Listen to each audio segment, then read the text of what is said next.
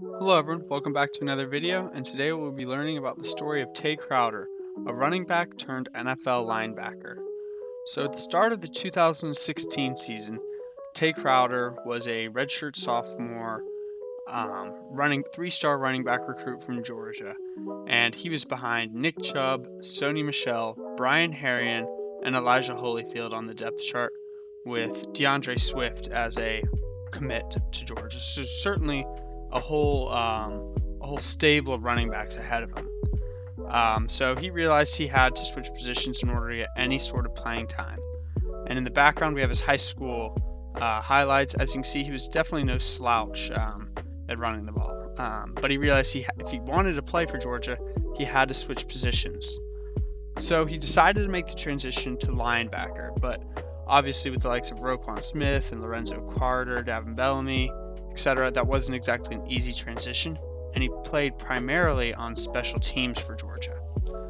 But for his senior year, he was able to get full playing time at linebacker, and he went on to become a semifinalist for the Butkus Award, an award for the best linebacker in the country. Only 12 people are nominated, and he was one of the 12 semifinalists. He didn't go on to win, but pretty crazy transition from being a redshirt freshman, thinking you're going to be a running back, to transitioning to linebacker, having to be behind multiple first-round picks at linebacker, playing primarily in the special teams, sticking with it, and then going on to become a successful linebacker for the University of Georgia. That's a pretty crazy transition. And then he went on to become the Mr. Irrelevant pick in the NFL draft 2 years ago, which means he was the last pick in the draft by the New York Giants.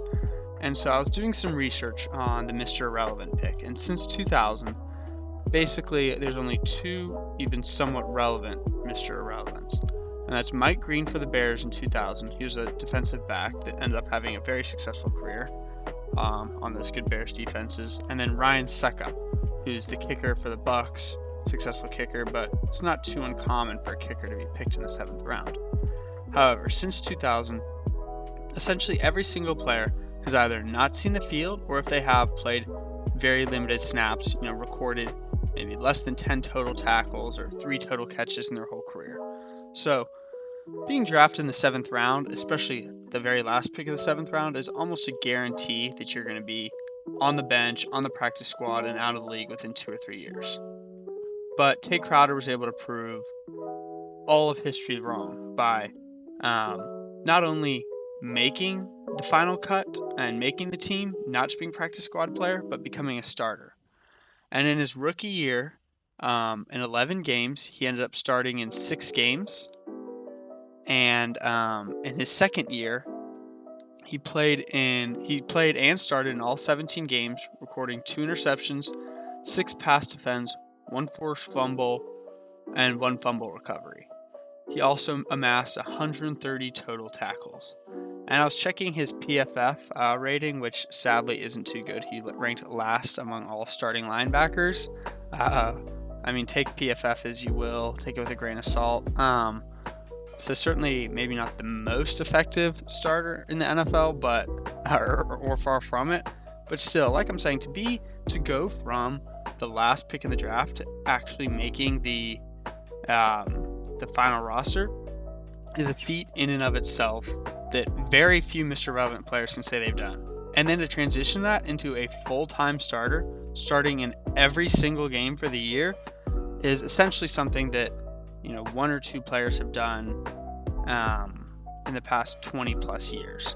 It's nearly impossible. I mean, if you were to look at like the third best Mr. Relevant in that time, he may have gotten 80 tackles and a few sacks. I forget who the guy's name was, but it's entirely unheard of. He has amassed more playing time than 18 of the past 20 Mr. Relevants combined in 2 years.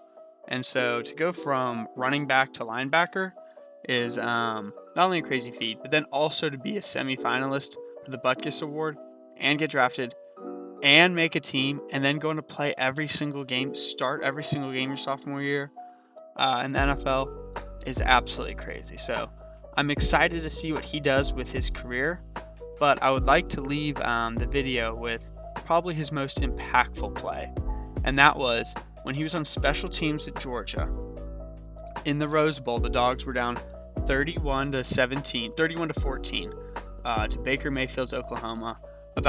Baker Mayfield had just got a receiving touchdown from CeeDee Lamb on a trick play. The Dogs are about to go into the half down 3 scores, and Oklahoma tries to squib it with 6 seconds left. Tay Crowder goes on to block the kick,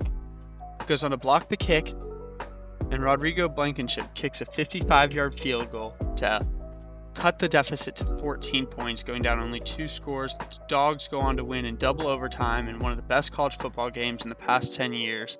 And it was Tay Crowder played a huge underrated part by blocking the kickoff and allowing Georgia to have a chance to go down 2 scores, which Rodrigo converted. Dogs went on to go to the national championship. What a game, what a player. I'm excited to see what he does going forward. Give that one to Riley, the Sooners. Yeah, they just booted along the ground here. It, but that's Georgia got a chance here, maybe. Fromm rolls out. They do fire it short, and the catch is made. No out of bounds, and now they'll have to try to spend a timeout. Smart sprinting down there. Godwin couldn't get out. Totally different way of approaching the game as they go into the second half. These 3 points are critical. This would be huge going in at halftime for Georgia. Should have just missed earlier from 48. This by far the longest of his career.